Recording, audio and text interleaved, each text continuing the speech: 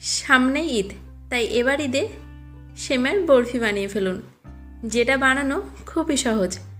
আর আমি এখানে বানিয়ে দেখাবো কোনো রকম কনডেন্স মিল্ক ছাড়াও কিভাবে দারুণ স্বাদের সেমাইয়ের বরফি বানাবেন। তাই রেসিপিটা শেষ পর্যন্ত অবশ্যই দেখবেন। হেসেল লাভার চ্যানেলে আপনাদের সবাইকে স্বাগত।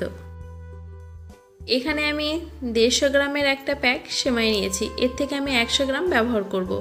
প্রথমে সেমাইগুলোকে খুব ভালোভাবে গুঁড়ো করে নেবেন। তারপর একটা বোলের মধ্যে নিয়ে আবারও হাত দিয়ে ভালোভাবে যতটা গুঁড়ো করা যায় গুঁড়ো করে নেবেন। এভাবে গুঁড়ো করে নিলে কি হবে, যখন আমরা পিসটা কাটবো সেটা অনেকটা সুবিধা হবে। এবার একটা মিক্সারে 10-12টা কাজু আর 5-7টা আলমন্ড গ্রেট করে নেব। এখানে চাইলে আপনারা যে কোনো একটা বাদাম ব্যবহার করতে পারেন। আর 1/4 কাপ নারকেল নেব। নারকেলটা না ব্যবহার করলেও চলবে, তবে স্বাদটা বাড়ানোর জন্য ব্যবহার করতে পারেন। 1/4 কাপ নারকেল নিয়েছি, সেটাকে ভালোভাবে গ্রেট করে নিতে হবে। একটা সসপ্যানে দিয়ে দিচ্ছি 1/2 কাপ পানি আর 2 টেবিল চামচ পাউডার মিল্ক। আর দেবো 1 টেবিল চামচ চিনি।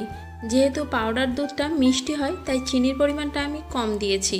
এই পর্যায়ে বেশ কিছুক্ষণ জাল করে দুধটা কিন্তু ভীষণই ঘন করে নিতে হবে আর কিছুটা কমে আসবে।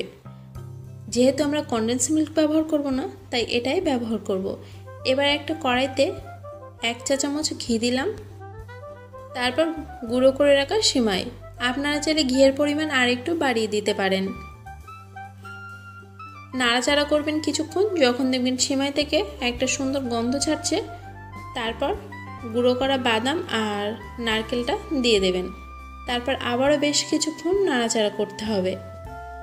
দেখুন, এখানে আমি কনডেন্স মিল্ক ছাড়াই করছি। আপনারা চাইলে কনডেন্স মিল্ক ব্যবহার করতে পারেন।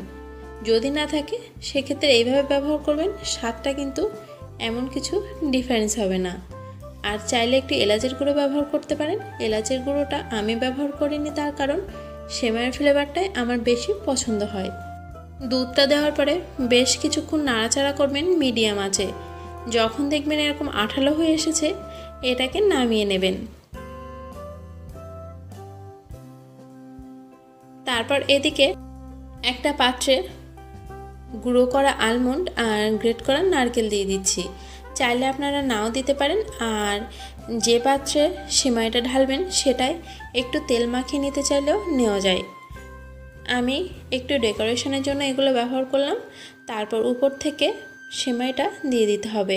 সেমাইটা কিন্তু গরম অবস্থায় পাত্রে ঢালবেন, নাহলে কিন্তু কোনো ভালোভাবে জমবে না।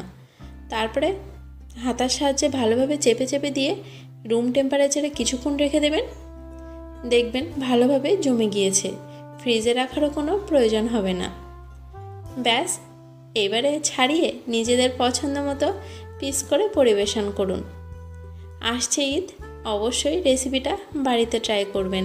বানানো অতি সহজ, খেতেও কিন্তু অসাধারণ।